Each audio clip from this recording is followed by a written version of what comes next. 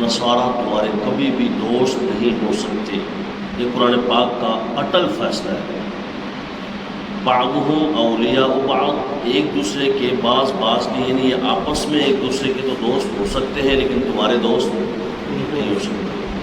فرمایا وَمَن يَتَوَلَّهُم مِّنكُم، جو تم میں سے ان کے ساتھ دوستی رکھے، فَإِنَّهُ مِنْهُمْ، تو پھر وہ انہی میں سے ہوگا، یعنی وہ بھی انہی میں شمار کیا جائے گا، اس کا حشر بھی انہی کے ساتھ ہوگا۔ جو چاہتا ہے کہ ہمارا حشر مصطفیٰ جان رحمت کے ساتھ ہو، وہ یہود و نصارہ سے اپنے تعلقات کو ختم کرے۔ آج یہود و نصارہ جس طرح سے دنیا میں اسلام کے خلاف پروپیگنڈا کرتے ہیں اور اسلام کے خلاف کام کرتے ہیں، فتنہ انگیزیاں اور شر انگیزیاں پیدا کرتے ہیں، وہ ہم سب کے سامنے ہے۔ خاص طور پر آج کل فلسطین میں جو ظلم و ستم کا بازار اسرائیلیوں نے، یہودیوں نے قائم کیا ہوا ہے، یہ اس سلسلے کی ایک کڑی ہے کہ میرے اور آپ کے آقا و مولا نے صلی اللہ علیہ وسلم نے دجال کے حوالے سے ارشاد فرمایا تھا۔ حضرت انس بن مالک رضی اللہ تعالیٰ عنہ اس حدیث کے راوی ہیں۔ آپ فرماتے ہیں کہ کوئی نبی ایسا نہیں گزرا جس نے دجال کے فتنے سے امت کو آگاہ نہ کیا ہو۔ ہمارے نبی نے بھی آگاہ فرمایا اور اس کی تمام تر فتنہ انگیزیوں سے ہمیں آگاہ کیا، نشانیاں بتائی۔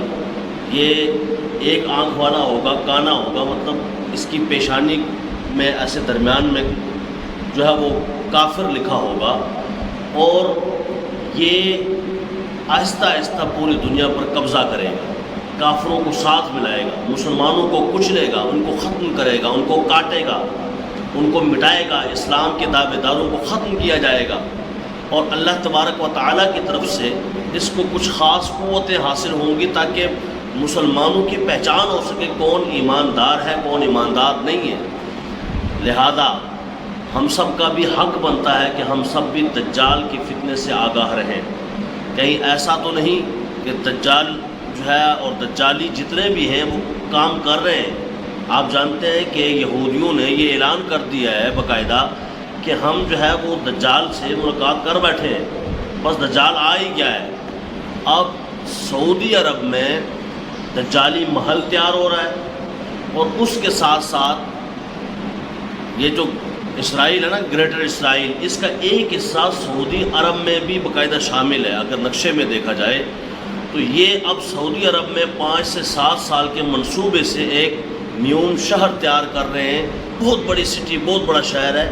کہتے ہیں کہ اگر لاہور جیسے 16 شہر ہوں نا، 16 شہر، اور کراچی جیسا اتنا ہمارا مین مرکزی شہر اگر پاکستان کا ہے تو وہ کراچی ہے، سب سے بڑا شہر ہے، ختم ہونے کا نام ہی نہیں لیتا۔ تو کراچی جیسے شہر 7 شہر ہوں تو اس میں آ جائیں، وہ ایک شہر 10 لاکھ لوگوں کے لیے بنایا گیا ہے، اور اس کی عمارتیں جدید ترین جو ہے وہ سامان سے لیس ہوں گی۔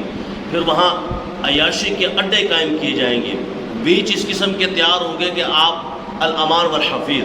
پھر وہاں ہوائی گاڑیاں جو ہے وہ چلیں گی، ہوائی ٹیکسیز، یہ جو ہماری یہاں ٹیکسیاں چلتی ہیں، یہاں باہر جائیں تو یہاں سے وہاں گئے، وہاں سے وہاں، وہ ہوائی ٹیکسیاں چلیں گی، ہوائی کاریں چلیں گی کہ یہاں سے جانے کے لیے آپ کو ہوائی کار کا استعمال کرنا پڑے گا، اور جدید ترین یعنی آلات وہاں رکھے جائیں گے، جو پوری دنیا سے ایک نویکلا اور الگ قسم کا شہر ہوگا۔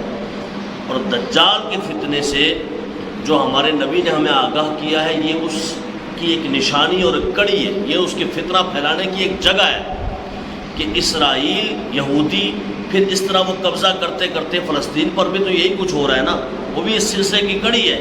لیکن میرے اور آپ کے آقا و مولا نے فرمایا تھا صبح قیامت تک اقصیٰ کے لیے، مسجد اقصیٰ کے لیے، بیت المقدس کے لیے ایک گروہ ایسا رہے گا جو ہمیشہ مسجد اقصیٰ کے دروازے پر جہاد کرتا رہے گا، مسجد اقصیٰ کے لیے لڑتا رہے گا، جہاد کرتا رہے گا، جانیں پیش کرتا رہے گا، اور اس کی حفاظت کرتا رہے گا۔ یہ بھی ہمارے آقا کے فرمان موجود ہے۔ تو دجالی جو ہے وہ قبضہ کریں گے، وہ دجال قبضہ کرے گا۔ دجالی کون ہوں گے؟ یہی اسرائیلی، یہی یہودی، یہ یہود و نصارہ، جن کے لیے مجھے اور آپ کو فرمایا گیا ان سے دوستی نہ کرو۔ اور ہم کیا ہے کہ ہم تو ان کے آگے سوئے ہوئے ہیں کہ جناب کوئی مسئلہ ہی نہیں ہے، آپ ہمارے ایسے دوست تو دوست رہے، آپ تو ہمارے بہت بڑے ہیں، آقا ہیں، مولا ہیں۔ جن کے دوستی سے رب نے منع کیا، ان کی غلامی سے کتنا منع کیا ہوگا، ان کی نوکری سے کتنا منع کیا ہوگا۔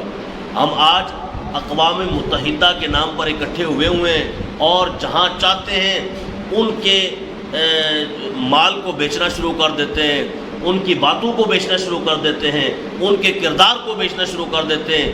ہمارے یہاں تو پرائم منسٹر صاحب بھی بات کریں تو کہتے ہیں جناب میں یورپ کا نظام لانا چاہتا ہوں، کبھی کہتے ہیں میں ریاست مدینہ بنانا چاہتا ہوں، کبھی کہتے ہیں میں یورپ کا نظام، وہاں نظام بہت اچھا ہے۔ نہیں، نظام مصطفیٰ کا ہی اچھا ہے، نظام میرے اور آپ کے آقا و مولا کا ہی اچھا ہے، چاہے تمہیں بظاہر اچھا دکھائی دے یا بظاہر اچھا نہ دکھائی دے۔ تو یہ اسرائیل کا منصوبہ ہے کہ پوری دنیا میں وہ قبضہ کرے گا، اور مختلف جگہوں پر، بڑے بڑے شہروں پر، یہاں تک کہ مکہ شریف پہ قبضہ۔ اور حدیث پاک میں آتا ہے کہ ہاں جب مدینہ پہ قبضہ کرنا چاہے گا اور وہاں داخل ہونا چاہے گا تو اللہ تبارک و تعالیٰ اپنی فوج کے ذریعے ان کو وہاں داخل نہیں ہونے دے گا، مدینہ سے دور رکھے گا، اس لیے کہ مدینہ میں مصطفیٰ جو رہتے ہیں۔ یہ اصل بات ہے۔ کیوں مدینہ سے دور رکھے گا؟ وجہ کعبہ بیت اللہ، اللہ کا گھر، اللہ وہاں رہتا تو نہیں نا۔ بیت اللہ جیسے ہم کہتے ہیں یہ مسجد، تو مسجد بھی اللہ کا گھر، تو اللہ رہتا تو نہیں گھروں میں، تو جس کا گھر ہو وہ وہاں رہتا ہے۔ اور اللہ تو رہنے سے پاک، اللہ تو جگہ سے پاک، اللہ تو سمت سے پاک، اللہ تو جہت سے پاک، تو وہ اللہ تبارک و تعالی کیا رہتا ہے؟ نہ رہنے سے وہ پاک ہے، رہتا نہیں ہے، کسی مسجد میں نہیں رہتا، نہ بیت اللہ میں رہتا ہے۔ تو کیا ہے کہ اللہ تبارک و تعالی کی جلوہ گری، اس کی رحمت کی جلوہ گری ہوتی ہے، اس کے کرم کی جلوہ گری ہوتی ہے، اس کی عنایتوں کی جلوہ گری ہوتی ہے، اس کے نوازشوں کی جلوہ گری ہوتی ہے کہ وہ جہاں چاہتا ہے نوازشات کی برکھا برسا دیتا ہے۔ تو بیت اللہ میں جتنی رحمتیں، جتنی برکتیں، جتنی کرم نوازیاں ہوتی ہیں وہ شاید کسی اور جگہ نہیں ہوتی۔ لیکن مدینہ منورہ میں چونکہ اللہ کے حبیب رہتے ہیں، اللہ تبارک و تعالیٰ کے محبوب رہتے ہیں صلی اللہ علیہ وآلہ وسلم، اللہ تبارک و تعالیٰ کے پیارے رہتے ہیں، وہ حبیب جن کے لیے اللہ فرماتا ہے ان کنتم تحبون اللہ فاتبعونی یحببکم اللہ، اگر تم مجھ سے پیار کرنا چاہتے ہو میرے یار سے پیار کرو۔ ہم تو اتنا ہی کہہ سکتے ہیں اپنے اہل اقتدار لوگوں کو بیان کر کے، بات کر کے کہ بھائی واپس آ جاؤ، اپنے دین کی طرف واپس آ جاؤ، اپنے اسلام کی طرف واپس آ جاؤ۔ اس دین نے تمہیں کیا نہیں دیا، کتنی عزتیں دی، کتنی شان و شوکتیں دی ہیں، کتنی عظمتیں عطا کی ہیں۔ جس دین نے تمہیں اس مقام تک پہنچایا وہی تم سے تقاضا کرتا ہے کہ آج فلسطین کے مقابلے میں اسرائیل کا ساتھ مت دو۔ افسوس تو یہ ہے کہ عام اہل اسلام جب ریلیاں اور احتجاج کرتے ہیں تو ایک تا حد نگاہ دنیا ہی دنیا ہوتی ہے، اور جب حکمرانی ٹولہ کرتا ہے تو اتنے نعرے لگ رہے ہیں اسرائیل زندہ باد، کوئی کیڑا احتجاج ہو رہے ہیں۔ پھر بعد میں کوئی کہتا ہے وہ اسرائیل زندہ باد نہیں فلسطین زندہ باد کہو، تو پھر وہ کہتا ہے سوری فلسطین زندہ باد۔ اور بندے کتنے 10 15 20 50 بس اتنے لوگ، یہ ووٹ دینے پہ آؤ تو اتنے دے دیتے ہو کہ پتہ ہی نہیں چلتا، میں گن ہی نہیں سکتے اتنے ووٹ تم نے کروڑوں میں دے دیے۔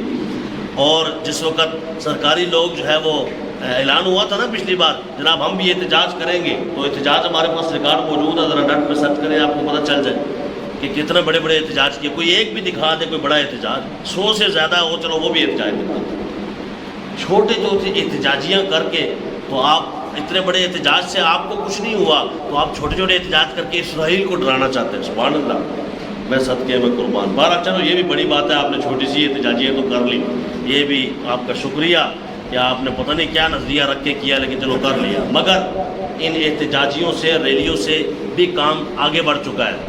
اب یہ دجال کا فتنہ آنے کو ہے، اس دجالی فتنے سے بچنے کا فقط ایک ہی ذریعہ ہے، ہم اپنی قوم کو ایجوکیٹ کریں اس حوالے سے کہ جب وہ آئے تو اس کے فتنے سے محفوظ رہ سکیں۔ ایسا نہ ہو اپنا ایمان بھی، ایک ایمان ہی تو مسلمان کی سب سے بڑی قیمتی شے ہوتی ہے، اگر سب سے بڑا اثاثہ ہے ہمارے پاس، سب سے بڑی دولت ہے ہمارے پاس، تو وہ ہمارا ایمان ہے، وہ ہمارا دین ہے، وہ ہمارا اسلام ہے، وہ ہماری اللہ اور اس کے رسول سے تعلق کی مضبوطی ہے۔ اور جب اس کو ہی چھین لیا جائے تو باقی ہمارے پلے کچھ نہیں بچتا۔ یہی ہمارا دین ہمیں بتاتا ہے لا تتخذوا اليهود والنصارى اولیاء۔